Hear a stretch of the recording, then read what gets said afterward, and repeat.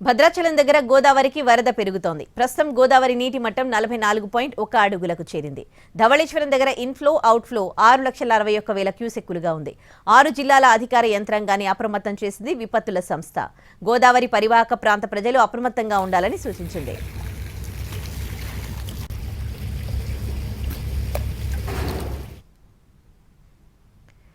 తూర్పు గోదావరి జిల్లా రాజమండ్రి దగ్గర కూడా గోదావరి నీటి మట్టం క్రమేపీ పెరుగుతోంది. ధవళేశ్వరం బ్యారేజీ దగ్గర 9.2 అడుగులకు చేరింది నీటి మట్టం.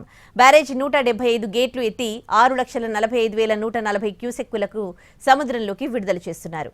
ఎగువ ప్రాంతాల్లో కురుస్తున్న భారీ వర్షాల కారణంగా గోదావరికి వరద మరింత In the hills, up the street, down the valley, by the sea, palaces and high streets, countrysides and SCZs.